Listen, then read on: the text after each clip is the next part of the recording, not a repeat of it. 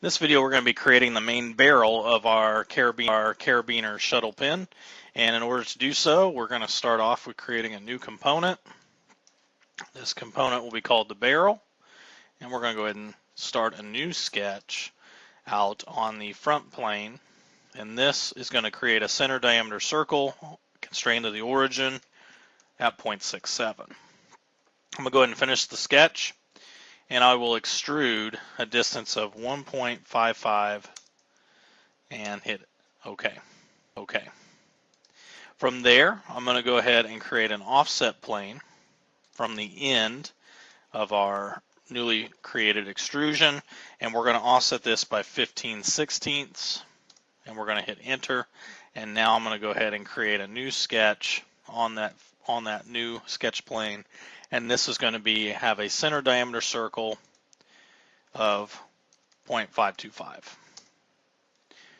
Finishing the sketch, we can go ahead and we can loft.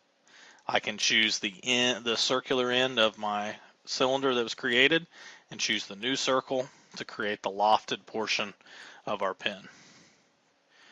Turning this around, I'm going to go ahead and create a new sketch, selecting the end of the circular portion, creating a new circle at a diameter of 0.375, and then finishing the sketch and extruding that circle to be 0.150.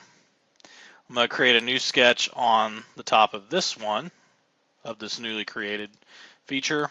This is going to be 0.25, and it's going to be extruded a distance of 0.105.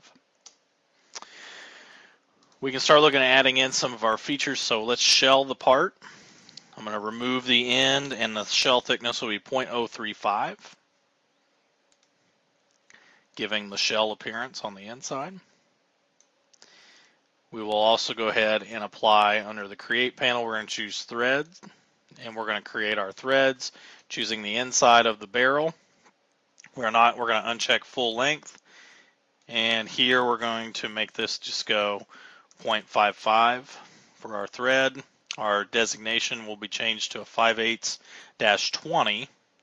So because of the pitch being 0.05, class will be changed to a 2B, and we can hit OK.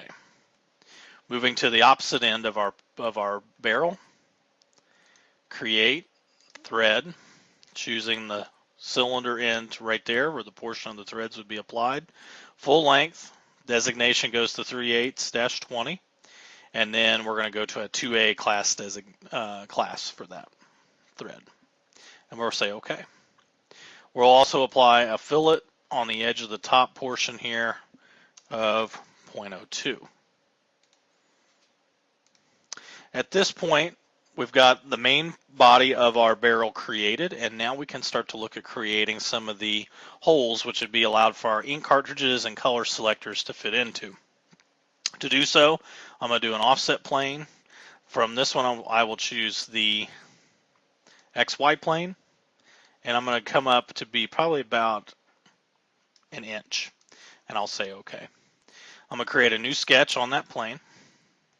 From here, I'm going to go ahead and create a 2-point rectangle on the lofted portion of our object.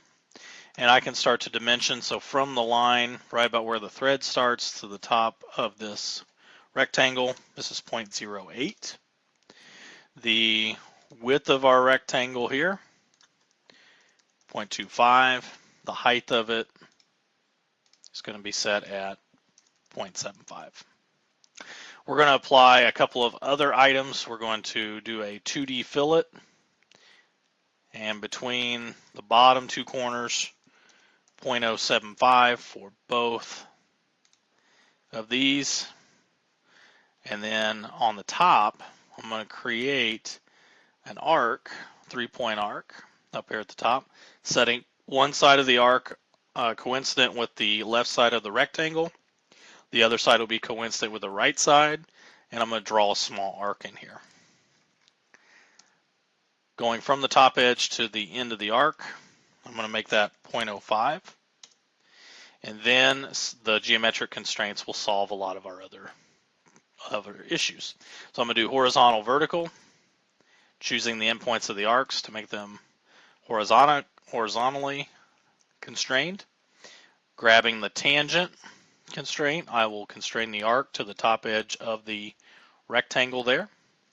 And then utilizing horizontal, vertical, I will also hold the shift key along that top line, finding the midpoint, and doing the same thing, holding shift and finding the midpoint of the arc there. So there is our fully constrained sketch. I can finish it, and then I will go ahead and extrude, grabbing the shape, but do not grab the little slivers there on the corner.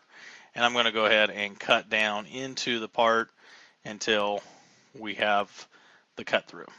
I'm just going to do this for one instance for right now. I'll say OK. And there is one of our cutouts ready for us. As we continue on, I'm going to create a work plane that starts right here at this edge.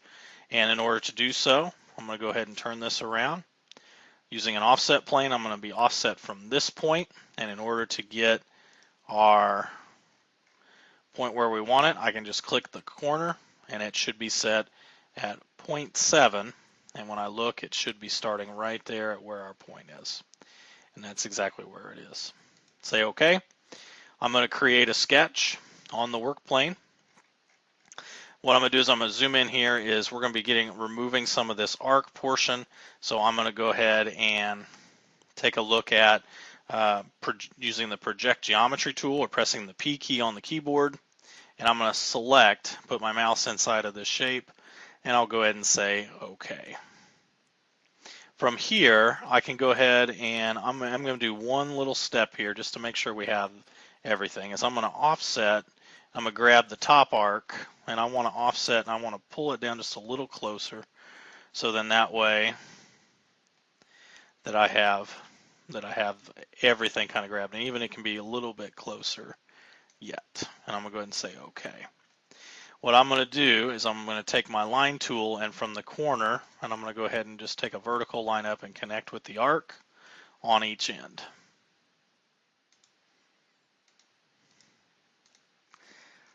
Then that way I get a closed loop profile. I'm going to say finish sketch. I'm then going to move around to the top, so I'm almost ready for this. I'm going to create a new sketch on the top face.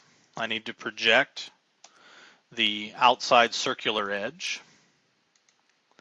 And then all I'm going to do is I'm going to take my line tool and I'm going to do like I did before. Take the point and connect down to the circle.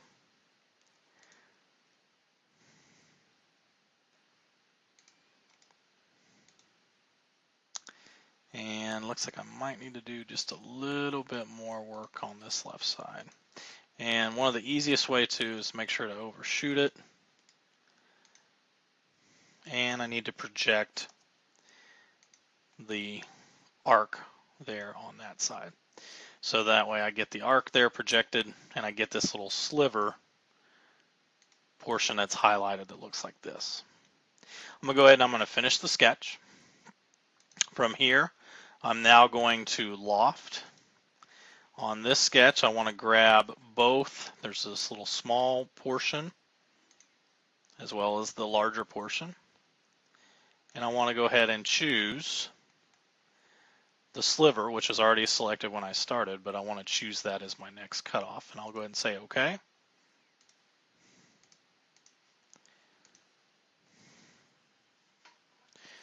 me try this one more time. Loft.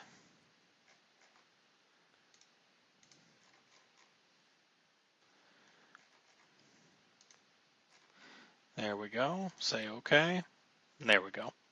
Now everything's working out just fine. So there's our little cutout, so that way our thumb has a place to grab onto and we can go ahead and hit on the clicker. We're not going to grab the plastic barrel.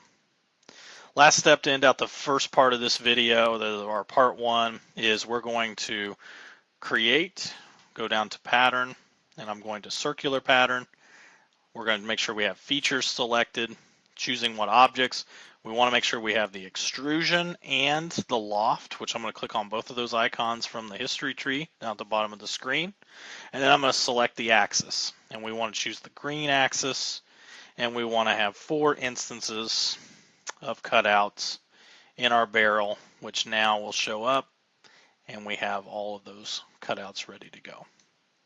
In the next video, we'll take a look at adding in some other detailing, interior detailing, and finish out the carabiner pin barrel